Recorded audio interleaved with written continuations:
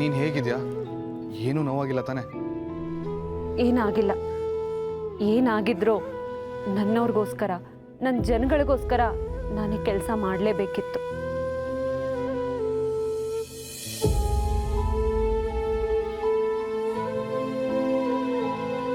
ಈ ಕೆಲಸ ಆಗೋದ್ರಲ್ಲಿ ನನ್ನ ಏರಿಯಾ ಜನಗಳ ಆತಂಕ, ನನ್ನ ನಂಬಿಕೆ ಇದೆ. ಸತ್ಯ, ಆದರೂ ಇಷ್ಟೊಂದು ರಿಸ್ಕ್ ತಗೊಳ್ಳೋದು ಒಳ್ಳೇದಲ್ಲ.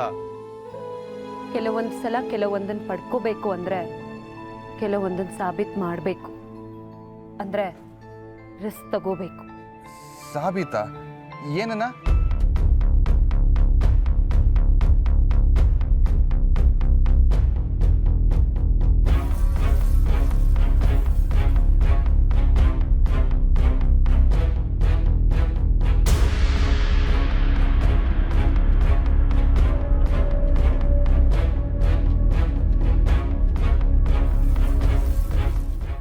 ಇವೇ ಡಾಕ್ಯುಮೆಂಟ್ಸು.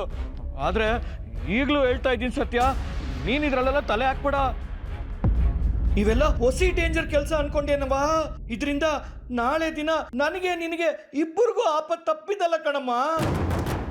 ಆಪತ್ತು ಬಂದಾಗ ಅದ್ರ ಜೊತೆ ಆಟ ಕಟ್ಟಿದ್ರಾಯ್ತು. ಈಗ ಅದನ್ನು ಕೊಡು.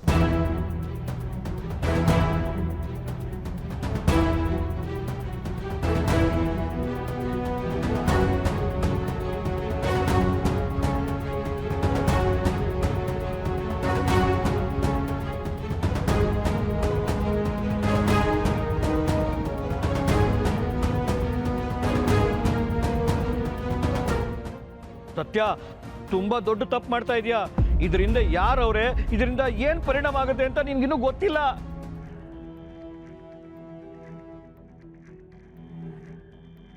ಯಾರಿದ್ದಾರೆ ಅಂತ ಗೊತ್ತಿಲ್ಲ. ಯಾರಿದ್ರೂ ನನಗೆ ಚಿಂತೆ ಇಲ್ಲ.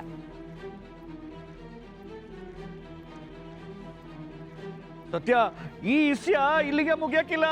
ಮುಂದೆ ಆಗೋದಕ್ಕೆಲ್ಲ ನೀನೇ ತಲೆ ಕೊಡ್ಬೇಕಾಯ್ತದೆ. ಚಿದಾಗ್ನಿ ಬಾಯಿ ಹೆಸರು ಕೇಳಿದ್ಯಾ?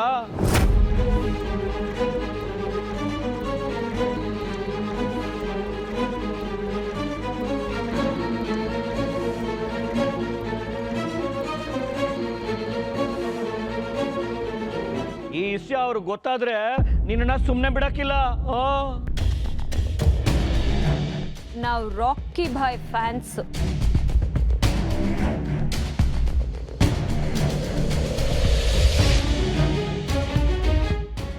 ಚಿದಗ್ನಿ ಬಾಯ್ಗೆಲ್ಲ ಹೆದ್ರೋರಲ್ಲ.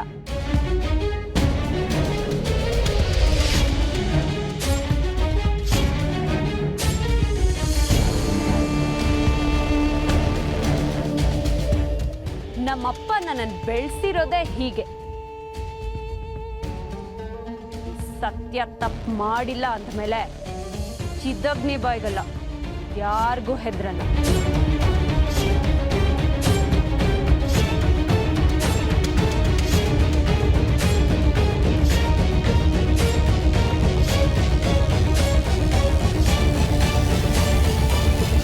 ಸತ್ಯ, ಕ್ಯಾಮ್ರಾ ಕೊಡವಾ?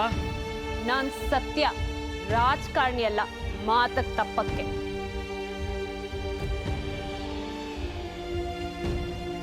ಇದೇ ಕೊನೆ. ನಮ್ಮ ಏರಿಯಾ ಜನಗಳ ತಂಟೆಗೆ ಬಂದ್ರೆ ಬಿಡಲ್ಲ. ಸತ್ಯ ಅಲ್ಲಿರೋವರೆಗೂ ನಮ್ಮ ಏರಿಯಾ ಜಾಗ ಅಲ್ಲ, ಅಲ್ಲಿಂದ ಒಂದು ಮುಷ್ಟಿ ಮಣ್ಣನ್ನು ತಗೊಂಡು ಹೋಗಕ್ ಬಿಡಲ್ಲ.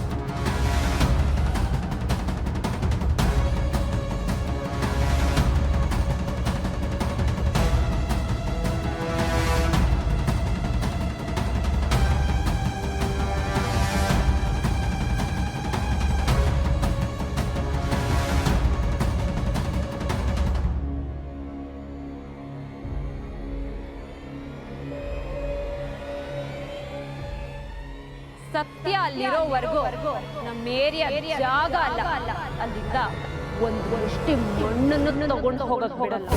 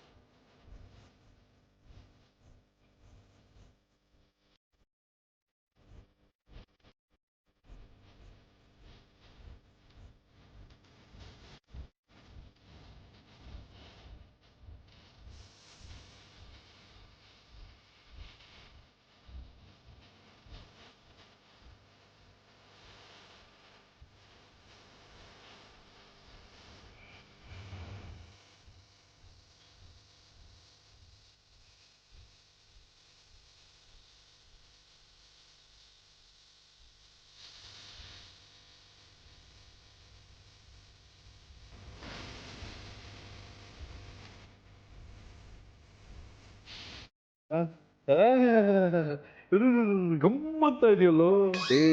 ಹೆಣ್ಣಿನ ಗುಣನ ಅವಳು ವಿನಯ ಹೇಳುತ್ತಂತೆ, ಅದೇ ಅವಳು ಮಾಡಿದ ಅಡಿಗೆ ರುಚಿನ ಪರಿಮಳ ಹೇಳುತ್ತಂತೆ.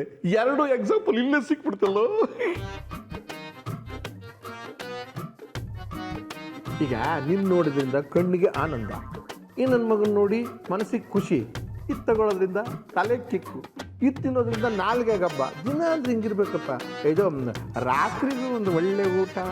ಅಂಕಲ್,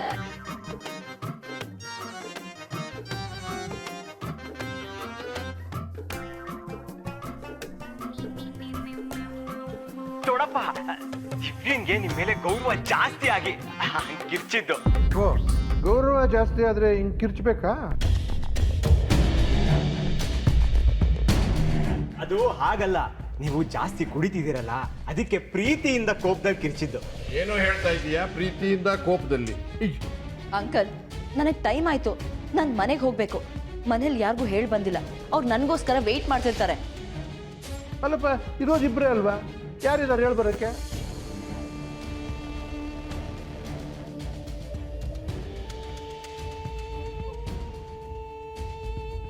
ಅದು ದೊಡ್ಡಪ್ಪ, ಲೇಟ್ ಆಗುತ್ತೆ ಅಂತ ನಾನು ದಿವ್ಯಾಗ್ ಹೇಳಿರ್ಲಿಲ್ಲ. ಬೇಗ ಹೋಗಿ ಬಂದ್ಬಿಡೋಣ ಅಂತ ಕರ್ಕೊಂಡ್ ಬಂದಿದ್ದೆ.